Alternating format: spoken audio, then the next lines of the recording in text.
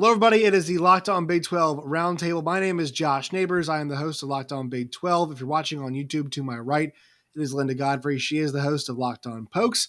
Below her, it is Steven Simcox. He is the host of Locked On Horned Frogs.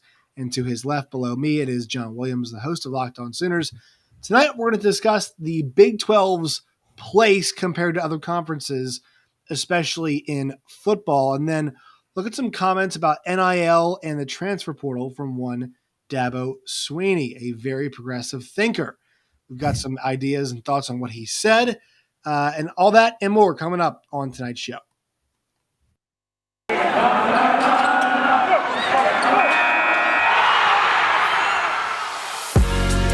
You are Locked On Big 12, your daily podcast on the Big 12 Conference, part of the Locked On Podcast Network, your team every day.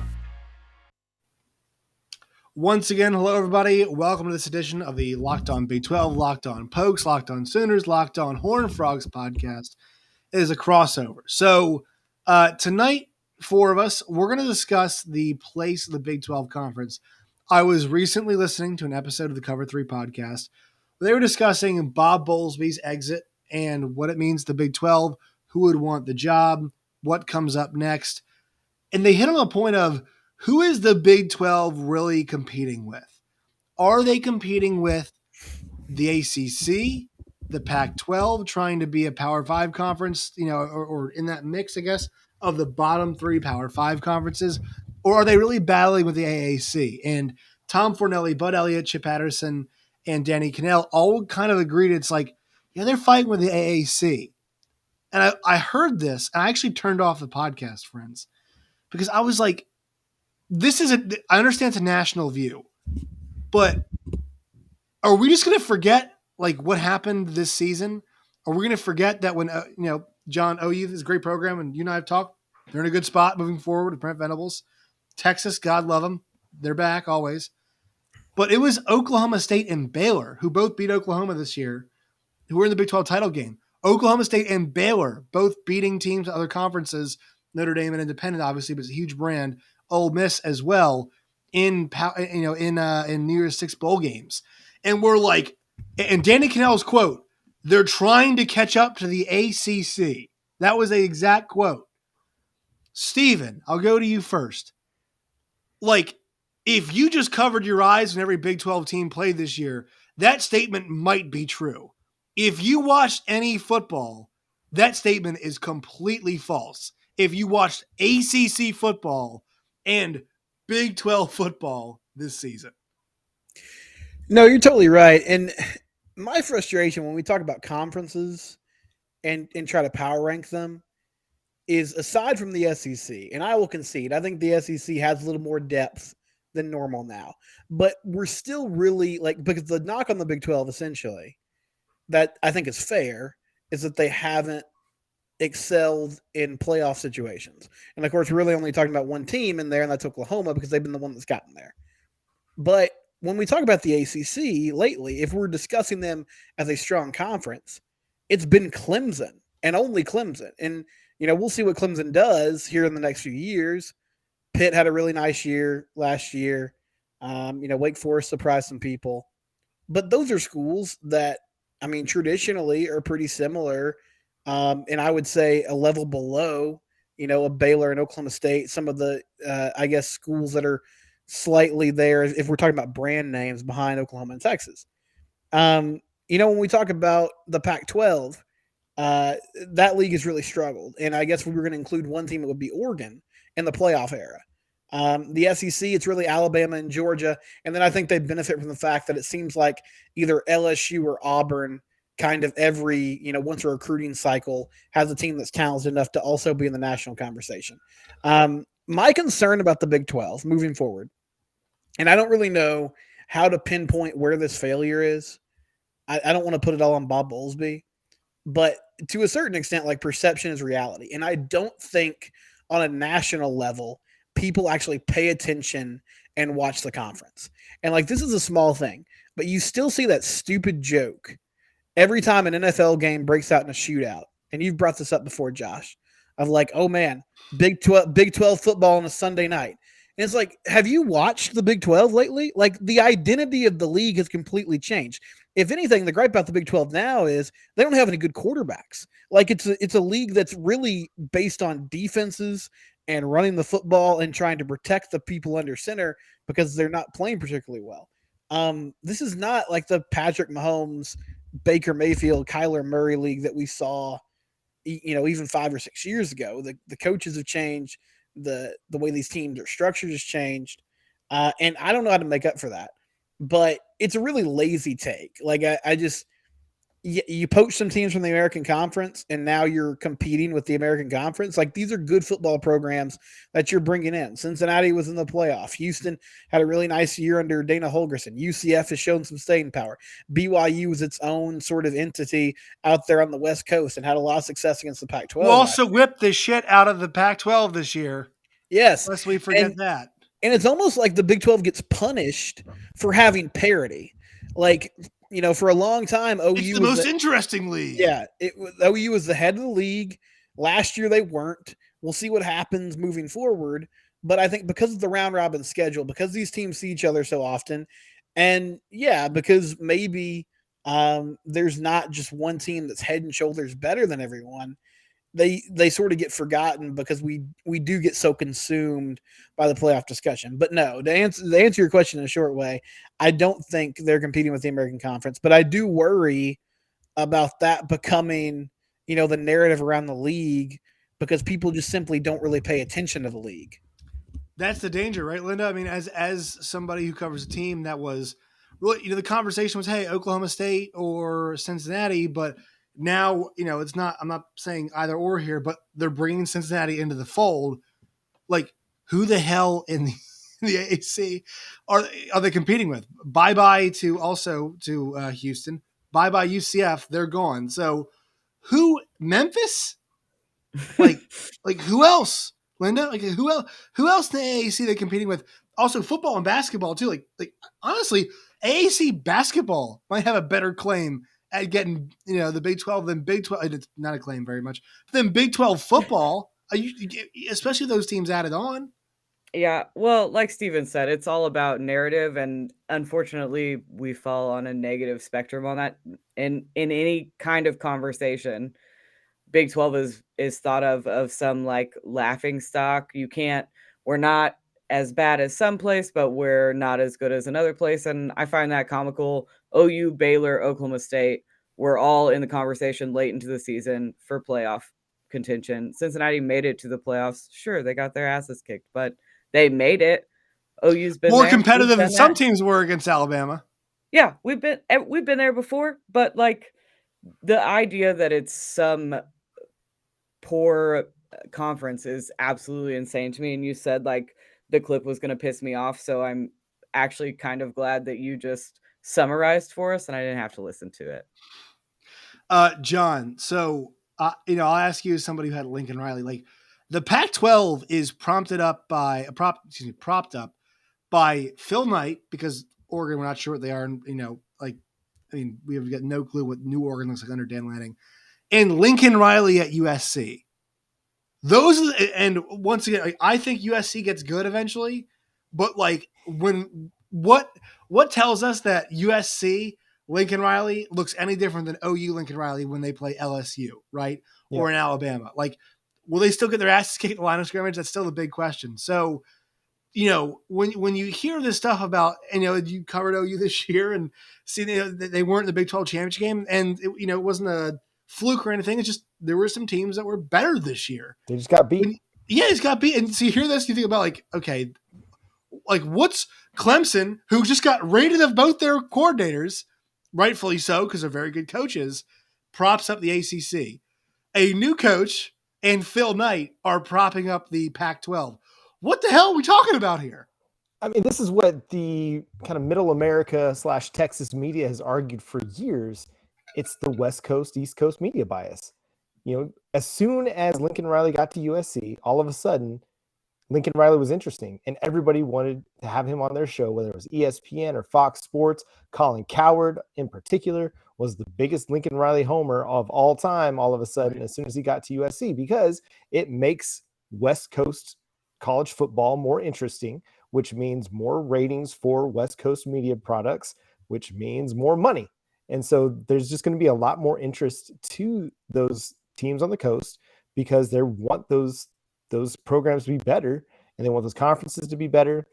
I will say, yeah, the Big 12 is in that kind of second tier behind the SEC and the Big 10. But really, in the Big 10, what are we talking? Mostly it's Ohio State. Yes, you had a Michigan jump up. You had a Michigan State one time make the playoff. But really, it's Ohio State and kind of everybody else. And so I think, like everybody's talking, the Big 12 does get punished a little bit because of its parity, but also because of its location. I think people just don't take Middle America as seriously as it should, which is weird because you look at Texas in particular, it is the hottest recruiting bed in all of football. And right. I mean, everybody is clamoring for Texas high school kids. And yet the schools that come from there, 4 currently in the Big 12, about to add Houston, they're not considered as much of a football conference or much of a football power as the ACC. Kind of odd to me. I mean, maybe Miami gets a little bit better with Mario Cristobal and the ACC starts to get a little bit more competition for Clemson, but we'll see. I mean, Miami hasn't really been a serious program for 20 years now, since the early 2000s. It's hard to remember them like competing on a national stage. And so I think a lot of it just comes down to the fact that East Coast, West Coast, they want those programs that they have vested interests in to be good and those conferences to be really good. And they're going to promote them as much as they possibly can because it's going to get more ratings, more advertising, and more money for those networks. I think the Big 12 is in a great shape in the future, even after Oklahoma and Texas leaves, to have a very competitive conference. I think people quickly forget that it was politics that had led to Cincinnati, Houston, and really Cincinnati and Houston in particular being outside of the quote unquote power conferences. I mean, Houston could have been a Big 12 member long ago, but they weren't because of politics. Cincinnati was in the Big East, which was a power conference at one point in time, especially the 2000 to 2010 run, but with Michael Vick at Virginia Tech and Matt Ryan at Boston College. Those were fantastic programs in those 2000 to 2010 years. I mean, great football came out of the Big East before it dissolved. And it's not Cincinnati's fault that the Big East couldn't run itself and they ended up outside of the Power Five. It's just politics. That's where that comes from. Now Cincinnati's back. Houston's in a major media market. They're going to be great. UCF has shown that they can build a program out in Orlando, Florida, of all places. And BYU has consistently been a really good team for the last, 2 decades? I mean, I still have nightmares of seeing BYU pummel Sam Bradford at AT&T Stadium and breaking his collarbone in a season that they were supposed to contend for potentially a national title. And so people are sleeping on these teams that the Big 12 brought in as, yes, they were AAC teams or BYU and independent. They're still really strong football programs with rich histories. And it was politics that kept them where they were for so long. And while it may not be all Bob Bowlesby's fault for where the Big 12 is on a national level, I think that they could have had a little bit more aggression in expanding the conference to create a little bit more competition in the Big 12. And then it's draft season. And so that's a hot topic right now. And a lot of people are looking at what does the Big 12 produce as far as NFL draft talent. College Football News put out their top, they ranked every program from 1 to 130 just this week. And if you look at the top 25 programs in producing NFL talent over the last 5 years, the Big 12 just had one school in the top 25, and that was Oklahoma. Texas was just outside the top 25 with at number 26. But then you look at the rest of the conferences, and SEC leads the way with 7 teams, ACC with 6, Pac-12 with 5, Big 10 with 5. And again, some of that could just be the national narrative about these players in the Big 12, because we look at him like a guy like Nick Bonito, who should be one of the better pass rushers in consideration in the NFL draft. And he's being projected as a second and third rounder by most places, even though he's had good production. He's got good traits. I think that's the case for a lot of Big 12 players. Jalen Petrie, who had a fantastic year at Baylor. And Terrell Bernard too. Terrell Bernard, couple of the best defenders in the Big 12 are getting slighted a little bit. I think partly because of this national narrative that's at play. I'm just going to read you guys this. Arizona 24-16 win for BYU. Number 21 Utah 26-17 win.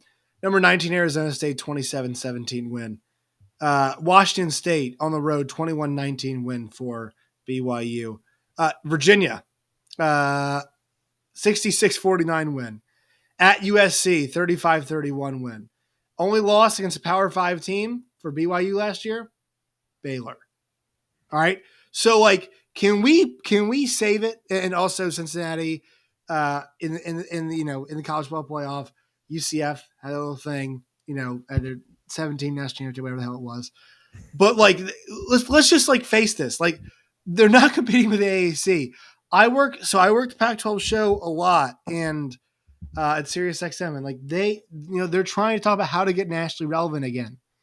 Okay, the Big 12 placed two teams into those bowl games last year and won them both into New Year's Six bowl games. Won them both, and none of them were Texas or Oklahoma. So like this is it. I mean, I'm not sure how we fight it, but it's something that when we talk about college football in a general sense, yeah, the Big 12 number one needs playoff expansion. It is so abhorrent that the Pac-12 and ACC and Big 10 hold on to this dumb alliance crap where they're like, or excuse me, Pac-12, ACC, yeah, and Big 10, yeah, where it's like, we're not going to expand this thing. It's dumb because, I mean, I'm not sure what the Pac-12 is doing. Like, I really just don't understand this at all. Once again, Pac-12. And then also ACC, mentioned before, Clemson getting both their coordinators robbed. And we'll get to some of Dabo's comments because I'm not sure how long he is for this 10-win position all the time. If he keekeeps treating things the way he does. But everything's changing. We should expand the playoff. And expanded playoff, the Big 12 is very much alive. In a 4-team, though, let's just say it still says 4 teams, the Big 12 is as viable as the Pac-12 is, or the ACC is. Clemson played Iowa State this year in a bowl game. They were not involved. All right. I was there. Pitt played Wake. God love both those teams. It was awesome. Then neither team had a shot at the playoff. So like what we talk about here with guess whose championship game mattered for potentially college football playoff spot? Ours did. The Big 12s did. Not the ACC and not the Pac-12. So save it. Please save it. Let's go, Josh. I mean, it's ridiculous being like, I fight with the AAC. With who? Who are we fighting with? Memphis? Who else? Who else is in the conference? And it's no fault of the Big 12. South Florida? But so much, I mean, constantly, the only thing everybody talks about is OU and Texas, when it's a much deeper conference than that. When Oklahoma loses games to Iowa State or Kansas State in certain seasons, or this year, Oklahoma State and Baylor, like there are teams other than Oklahoma and Texas, especially Texas, when you're a 5-win team, you're not the be-all, end-all of the conference. Oklahoma, I love them to death. They're the top team, generally speaking, in this conference, but even they can't make it through a season clean. It's been a long time since Oklahoma's run the table in the Big 12 and finished a season undefeated because of the depth of the conference. There's always a team that ends up sneaking up and getting, I wouldn't even say sneaking up, that gets them because they're a good quality football program. Well, the other thing that frustrates me too is when we talk about the Big 12 and so much of the discussion last year when everybody thought the league was going to dissolve was like, well, there's just not enough TV markets. Like, what is this, 1974? Like, we're not talking about TV markets anymore. Like, we're not talking about sweeps and, quarterly ratings. Like, everybody's streaming everything. Market yourself. Like, get somebody in as a commissioner who can market that this is a really good league with teams that have passionate fan bases.